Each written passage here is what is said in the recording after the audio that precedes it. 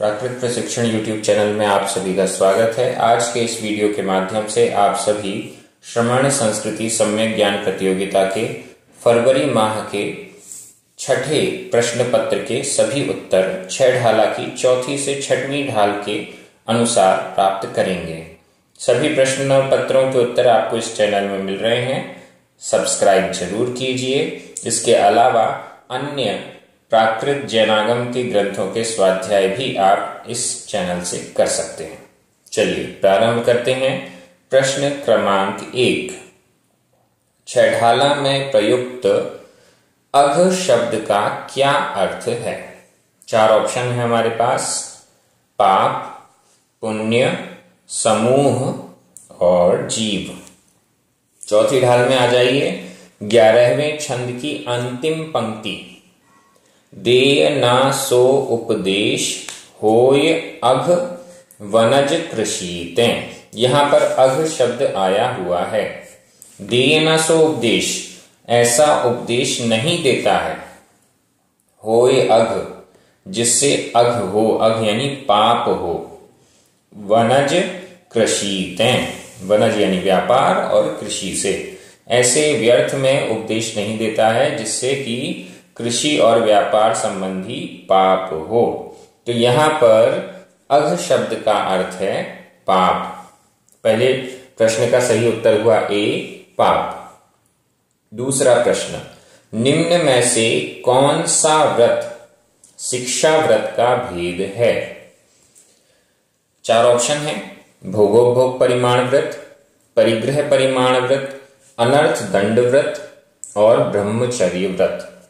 श्रावकों के 12 व्रत कहे गए हैं जिसका वर्णन चौथी ढाल में आया है। 5 अणुव्रत, 3 गुणव्रत और 4 शिक्षा व्रत। भोगोपभोग परिमाण व्रत, ये पहला ऑप्शन है और यह भोगोपभोग परिमाण व्रत शिक्षा व्रत के अंतर्गत आता है। 4 शिक्षा व्रतों में एक है। परिग्रह परिमाण व्रत, यह 5 अणुव्रतों में आता है। अनर्थ दंड व्रत, ये 3 गुणव्रतों में आता है। और डी ब्रह्मचर्य व्रत, यह भी 5 अणुव्रतों में आता है। तो ये हमारा जो प्रश्न है इसका उत्तर, सही उत्तर हुआ ए, भोगोपभोग परिमाण व्रत। तीसरा प्रश्न, 6 ढाला के अनुसार निम्न में से कौन सा कथन सत्य है? 3 कथन तो असत्य हैं और 1 सत्य है। पहला ऑप्शन, विषय चाह रूप दावानल को ज्ञान रूप घना बादल बुझा सकता है। दूसरा, विषय चाह रूप दावानल को श्रद्धा रूप शीतल पवन बुझा सकती है। तीसरा, विषय चाह रूप दावानल को चारित्र रूप तलवार बुझा सकता है। और चौथा, विषय चाह रूप दावानल को रत्नत्रय रूप दिव्य तेज बुझा सकता है। अब ये 4 ऑप्शन हैं। विषय चाह रूप दावानल को कौन बुझा सकता है? ज्ञान, श्रद्धा, चारित्र या रत्नत्रय? इस प्रश्न के उत्तर के लिए हमें चौथी ढाल के 7वें छंद को देखना है। तीसरी पंक्ति, विषय चाह दव दाह जगत जन अरनि दझावे तासु उपाय न आन ज्ञान घन घान बुझावे। विषय चाह, विषयों की चाह, पंचेंद्रिय के विषयों की चाह रूप दव, दाह यानी दव यानी जंगल, दाह यानी अग्नि। विषयों की चाह रूप जंगल की अग्नि जगत जन, संसार रूपी, संसार के जन यानी जन समूह को अरणी यानी जंगल के समान दझावे जलाती है। तासु उपाय न आन, उसका उपाय कुछ और नहीं है, उसको बुझाने का उपाय कुछ और नहीं है। ज्ञान घन घान बुझावे, ज्ञान रूपी घन यानी मेघ, उनका घान यानी समूह, ज्ञान रूपी मेघों का समूह ही उसे बुझावे, बुझाता है। तो यहां हमारे प्रश्न का सही उत्तर हुआ ए, विषय चाह रूप दावानल को ज्ञान रूप घना बादल बुझा सकता है। चौथा प्रश्न, निम्न में से कौन सा कथन असत्य है? इसका मतलब 3 कथन तो सत्य हैं, 1 कथन असत्य है। 4 ऑप्शन है। मुनिगण दिन में आहार करते हैं, मुनिगण खड़े होकर आहार करते हैं, मुनिगण अपनी अंजलि में भोज्य पदार्थ स्वीकार करके आहार ग्रहण करते हैं, और चौथा, मुनिगण भरपेट आहार करते हैं। ये तो बड़ा सरल है। मुनि गण की चर्या यहाँ पर 6वीं ढाल में आई हुई है। वहां पर बहुत अच्छे से कैसे आहार लेते हैं मुनिराज, इसका वर्णन किया गया है। 6वें छंद की पहली पंक्ति, एक बार दिन में लें आहार, खड़े अलप निज पान में। एक बार दिन में लें आहार, दिन में एक बार आहार लेते हैं। इसका मतलब पहला ऑप्शन तो हमारा सही है। खड़े होकर आहार लेते हैं, दूसरा ऑप्शन भी सही है। निज पान में, अपने हाथों में, अपने हाथों की अंजलि में, तो हमारा तीसरा ऑप्शन भी सही है। और अलप यानी अल्प, कुछ मात्रा में, भरपेट भोजन नहीं करते, कुछ मात्रा में पेट को खाली भी रखते हैं, भोजन सामग्री थोड़ी सी ग्रहण करते हैं। तो यहां पर जो चौथा ऑप्शन है कि मुनिगण भरपेट आहार करते हैं, यह गलत है। जो भी खड़े होकर आहार ग्रहण कर रहे हैं वो कभी भी अपना पेट पूर्ण भर नहीं सकते हैं, कुछ पेट तो खाली रह ही जाएगा। तो इस दृष्टि से इस प्रश्न का सही उत्तर है डी, मुनिगण भरपेट आहार करते हैं। 5वां प्रश्न, मुनियों के मूल गुणों में शामिल है। 4 ऑप्शन है। रत्नत्रय, सप्तशेष गुण, 12 तप और 22 परिशह जय। मुनियों के 28 मूल गुण होते हैं जिनका वर्णन 6वीं ढाल में आया है। उन 28 मूल गुणों में 5 महाव्रत, 5 समिति, 5 इंद्रिय विजय, 6 आवश्यक और 7 शेष गुण, ये कुल मिलाकर 28 मूल गुण हो गए। तो यहां पर मूल गुणों में शामिल है, इसका उत्तर हुआ बी, सप्तशेष गुण। इन सप्तशेष गुणों का वर्णन हमको 6 ढाला की 5म छंद में मिल रहा है। 3री पंक्ति, जिनके न दंत धोवन लेश अंबर आवरण, भूमाहि पिछली रैनी में कछु शयन एकासन करत। एक बार दिन में ले आहार, खड़े अलप निज पान में, कचलौंच करत न डरत परिशय, सो लगे निज ध्यान में। इन पंक्तियों में 7 शेष गुणों का वर्णन है। अगला प्रश्न, निम्न में से कौन सी जोड़ी विलोमार्थी शब्दों की है? विलोमार्थी मतलब जिनका अर्थ एक दूसरे से उल्टा है। 4 ऑप्शन हैं। भोग और उपभोग। भोग और उपभोग, एक बार जो वस्तु भोगने में आती है उसे भोग कहते हैं, जो बार बार भोगी जा सकती है उसे उपभोग कहते हैं। अष्टमी, चतुर्दशी, अब इसमें भी कुछ विपरीत जैसा नहीं है, भोग उपभोग में भी नहीं है। जल मृतिका, जल और मिट्टी एक दूसरे के उल्टे नहीं है। गमन और आगमन, गमन यानी जाना, आगमन यानी आना, आना जाना, ये एक दूसरे के विपरीत हैं। तो यहां पर विलोमार्थी शब्दों की जोड़ी है। सही उत्तर है डी, गमन और आगमन।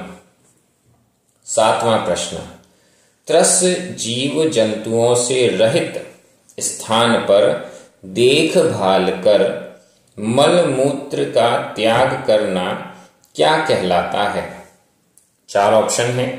अचौरी महाव्रत, आदान निक्षेपण समिति, प्रतिष्ठापना समिति और काय गुप्ती। ये मुनियों से संबंधित प्रश्न है। तो इसमें छठवीं ढाल में हम देख रहे हैं तीसरा छंद, अंतिम पंक्ति, निर्जंतु थान विलोक तन्मल मूत्र श्लेषम परिहरें। निर्जंतु थान विलोक, निर्जंतुक स्थान को देखकर, ऐसा स्थान जहां पर कीड़े मकोड़े नहीं हैं, छोटे जीव जंतु नहीं हैं, ऐसे स्थान को देखकर तन, शरीर के मल मूत्र और श्लेषम आदि को परिहरें, परिहार करते हैं, छोड़ते हैं, त्याग करते हैं। यह प्रतिष्ठापना समिति कहलाती है। तो यहां पर इस प्रश्न का सही उत्तर है सी, प्रतिष्ठापना समिति।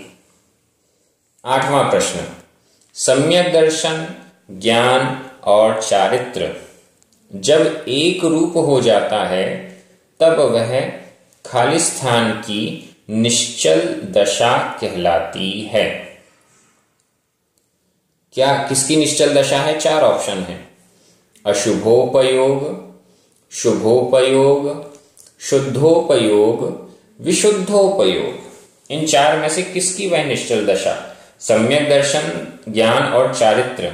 वैसे तो सम्यक दर्शन अलग है, सम्यक ज्ञान अलग है और सम्यक चारित्र अलग है, लेकिन जब मुनि महाराज अपनी आत्म ध्यान में लीन हो जाते हैं तो आत्मा में अपनी शुद्ध आत्मा में ही लीन होना निश्चय सम्यक दर्शन, निश्चय सम्यक ज्ञान और निश्चय सम्यक चारित्र हो जाता है।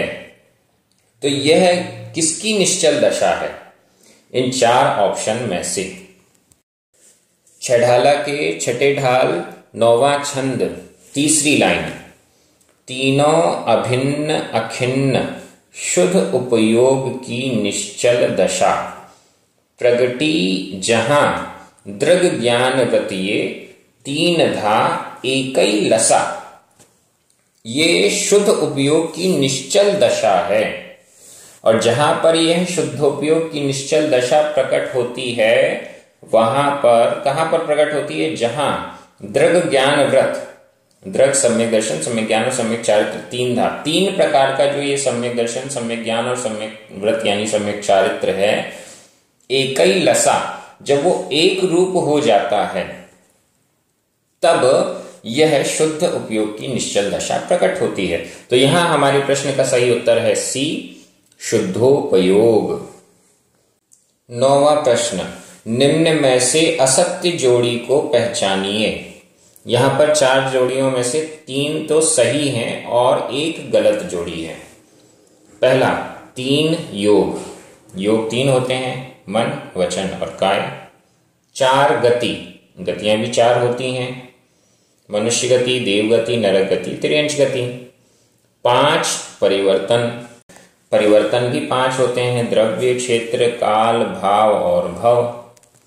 6 अनुप्रेक्षा, अनुप्रेक्षा 6 नहीं होती हैं, अनुप्रेक्षा तो 12 होती हैं।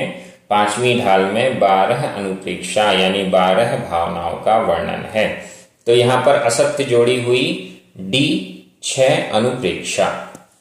10वां अंतिम प्रश्न, जल पय ज्यों जिय तन मेला। जीव और शरीर का संबंध खाली स्थान के समान है।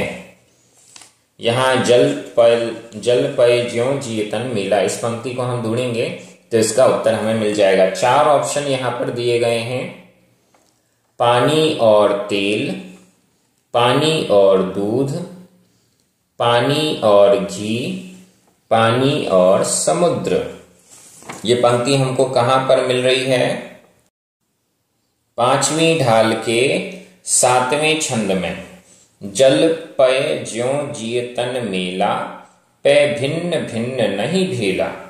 जल पय ज्यों, जल और पय के समान, जिय तन मेला, जीव यानी जीव और तन यानी शरीर। जीव और शरीर का जो मेला है, जीव और शरीर का जो बंधन है वो किसके समान है? जल और पय के समान। जल और पय, पय का मतलब है दूध, जल यानी पानी, पानी और दूध के समान। जैसे दूध में पानी मिक्स हो जाता है वैसे ही शरीर में यह आत्मा मिक्स हो गई, दोनों आपस में मिक्स हो गई। हमें पता नहीं चलता कि जल कहाँ है, दूध कहाँ है। वैसे ही हमें पता नहीं चलता कि शरीर कहाँ है, आत्मा कहाँ है। जहां जल है वहीं दूध है, जहां पानी है वहीं दूध है, जहां शरीर है वहीं आत्मा है। ऐसा इन दोनों का मेल हो जाता है। तो यहां इस प्रश्न का सही उत्तर है बी, पानी और दूध। इस प्रकार से इस प्रश्न पत्र के सभी प्रश्नों के हल हमने देख लिए। इस चैनल को सब्सक्राइब जरूर करें। सैकड़ों वीडियोस स्वाध्याय से रिलेटेड इस चैनल पर उपलब्ध हैं, उन सभी का लाभ उठाइए। चैनल को सब्सक्राइब कीजिए, अपने मित्रों में शेयर कीजिए। सभी को जय जिनेंद्र।